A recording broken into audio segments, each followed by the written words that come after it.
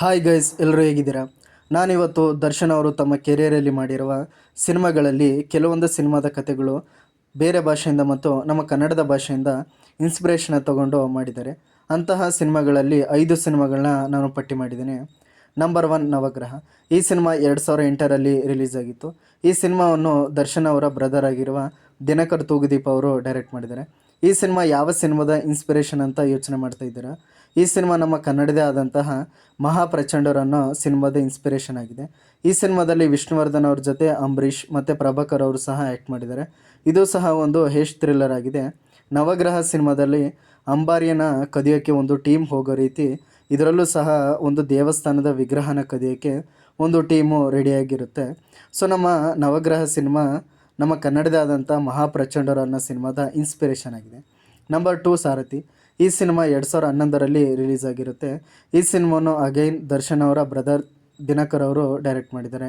ಈ cinema 1994ರಲ್ಲಿ ಅಮೇರಿಕಾದಲ್ಲಿ the lion king ಅನ್ನೋ animation cinema release ಆಗಿತ್ತು. ಆ ಸಿನಿಮಾದ ಕಥೆನ ಇನ್ಸ್ಪೈರ್ನ ಮಾಡಿ ಈ ಒಂದು ಸಾರಥಿ ಸಿನಿಮಾನ ಮಾಡಿದ್ದಾರೆ. ನಂಬರ್ 3 ಚಿಂಗಾರಿ. ಈ ಸಿನಿಮಾವನ್ನು ಹರ್ಷ ಅವರು ಡೈರೆಕ್ಟ್ ಮಾಡಿದರು. ಈ ಸಿನಿಮಾ ಫ್ರೆಂಚ್ ಭಾಷೆಯ ಟೇಕನ್ ಅನ್ನೋ ಸಿನಿಮಾದಿಂದ ಇನ್ಸ್ಪೈರ್ ಆಗಿ ಮಾಡಿದ್ದಾರೆ. Number 4 Robert. ಈ ಸಿನಿಮಾವು 2021ರಲ್ಲಿ ರಿಲೀಸ್ ಆಗಿತ್ತು. ಈ ಸಿನಿಮಾವನ್ನು ತರುಣ್ ಸುಧೀರ್ ಅವರು ಡೈರೆಕ್ಟ್ ಮಾಡಿದ್ದಾರೆ. ಈ ಸಿನಿಮಾವು ಯಾವ ಸಿನಿಮಾದ ಇನ್ಸ್ಪೈರ್ ಆಗಿದೆ ಅಂದರೆ 2 ಫಿಲ್ಮ್ಗಳಿಂದ ಕಥೆನ ಇನ್ಸ್ಪೈರ್ ಆಗಿದ್ದಾರೆ. ಮೇನ್ ಪ್ಲಾಟ್ನ ಅಂದರೆ ಹೀರೋ ಫಸ್ಟ್ಗೆ ತಾನು ಮುಗ್ಧ ಸೈಲೆಂಟ್ ಅನ್ನೋ ರೀತಿಗೆ ಜನರನ್ನು ನಂಬಿಸ್ತಾ ಇರೋದು. ಅವನ ಜೀವನದಲ್ಲಿ ನಡೆದಿರೋ ಒಂದು ಕಹಿ ಘಟನೆಯಿಂದ ಅವನು ಹೀಗಾಗಿರ್ತಾನೆ. ಫಸ್ಟಲ್ಲಿ ತನ್ನ ಸ್ನೇಹಿತನಿಗೆ ಕೊಟ್ಟಿರೋ ಮಾತಿನಂತೆ ಅವನು ಹೀಗಾಗಿರ್ತಾನೆ.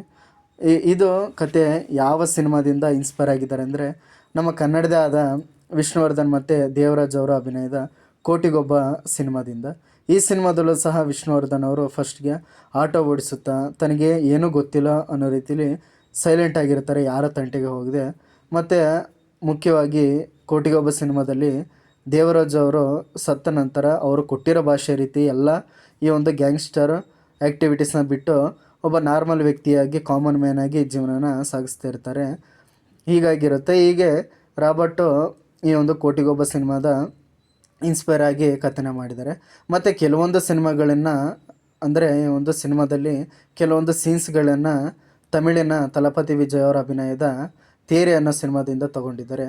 ಅದು ಯಾವುದಂದರೆ ಮುಖ್ಯವಾಗಿ ತೇರಿ ಸಿನಿಮಾದಲ್ಲಿ ಒಂದು ಚಿಕ್ಕ ಹುಡುಗಿ ಆ್ಯಕ್ಟ್ ಮಾಡಿರುತ್ತೆ, ಅಂದರೆ ಅವರ ಮಗಳು ರೀತಿಯಲ್ಲಿ ಆ್ಯಕ್ಟ್ ಮಾಡಿರುತ್ತೆ.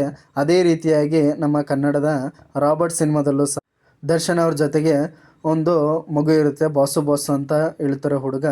ಅವೆರಡು ಸಿಮಿಲರ್ ಕ್ಯಾರೆಕ್ಟರ್ ಇದೆ ಅಂತಲೇ ಹೇಳ್ಬೋದು. ಸೊ ಹೀಗಾಗಿ ರಾಬರ್ಟ್ ಸಿನಿಮಾ ನಮ್ಮ ಕನ್ನಡದೇ ಆದಂಥ ಕೋಟಿಗೊಬ್ಬ ಮತ್ತು ತಮಿಳಿನ ತೇರಿ ಸಿನಿಮಾದ ಇನ್ಸ್ಪೈರ್ ಆಗಿ ಮಾಡಿದ್ದಾರೆ ಅಂತಲೇ ಹೇಳ್ಬೋದು. ನಂಬರ್ 5 ಕಾಟೇರ. ಈ ಸಿನಿಮಾ ರಂಗಸ್ಥಳ ಅನ್ನೋ ಸಿನಿಮಾದ ತೆಲುಗು ಸಿನಿಮಾನ ಅಲ್ಲಲ್ಲಿ ಇನ್ಸ್ಪೈರ್ ಆಗಿದ್ದಾರೆ ಅಂತಲೇ ಹೇಳ್ಬೋದು.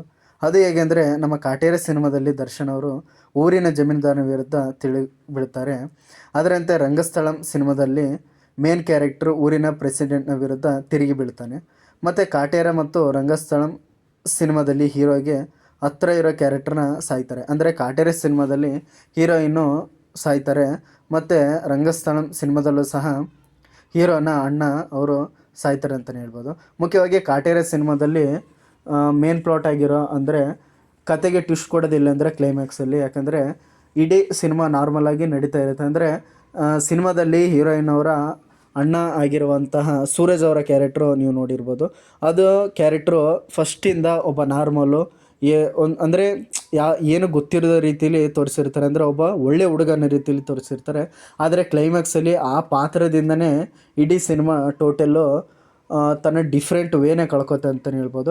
ಯಾಕೆಂದರೆ ಆ ಸೂರಜ್ ಅನ್ನೋ ಪಾತ್ರ ಮುಖ್ಯವಾಗಿ ಅವನೇ ತನ್ನ ಅಕ್ಕನ ಸಾಯಿಸಿರ್ತಾನೆ. ಹಾಗಾಗಿ ಇಡೀ ಸಿನಿಮಾ ಕತೆ ಅಲ್ಲಿ ಡಿಫ್ರೆಂಟ್ ಆಗುತ್ತೆ ಅಂತಲೇ ಹೇಳ್ಬೋದು. ಅದೇ ರೀತಿಯಾಗಿ ರಂಗಸ್ಥಳಂ ಸಿನಿಮಾದಲ್ಲೂ ಸಹ ಫಸ್ಟಿಂದ ಪ್ರಕಾಶ್ ರಾಜ್ ಅವರು ಈ ಒಂದು ಮೇನ್ ಲೀಡ್ ಆಗಿರುವಂಥ ಕ್ಯಾರೆಕ್ಟರ್ಗೆ ಸಹಾಯ ಮಾಡ್ತಾ ಅವ್ರ ಜೊತೆಗೆ ನಿಲ್ತಾ ಇರ್ತಾರೆ. ಆದರೆ ಸಿನಿಮಾದ ಕೊನೆಗೆ ತೋರಿಸೋ ಹಾಗೆ ಆ ಒಂದು ಕ್ಯಾರೆಕ್ಟ್ರೇ ಅವರ ಅಣ್ಣನ ಸಾಯಿಸ್ತಾನೆ ಅನ್ನೋದು ತೋರಿಸ್ತಾರೆ. ಹೀಗಾಗಿ ಈ ಎರಡೂ ಕ್ಯಾರೆಕ್ಟ್ರು ಸಿನಿಮಾದಲ್ಲಿ ಸ್ಟಾರ್ಟಿಂಗಿಂದ ಒಳ್ಳೆ ರೀತಿ ಅನ್ನೋ ರೀತಿಲಿ ತೋರಿಸಿ ಕೊನೆಗೆ ಅವರೇ ಈ ಎಲ್ಲ ಆಗೋದಕ್ಕೆ ಎಲ್ಲ ಸಮಸ್ಯೆ ಬರೋದಕ್ಕೆ ಕಾರಣ ಅಂತ ತೋರಿಸ್ತಾರೆ. ಹೀಗಾಗಿ ಈ ಎರಡು ಕ್ಯಾರೆಕ್ಟರ್ಗಳು ಸಿಮಿಲರ್ ರೀತಿ ಅನಿಸುತ್ತೆ.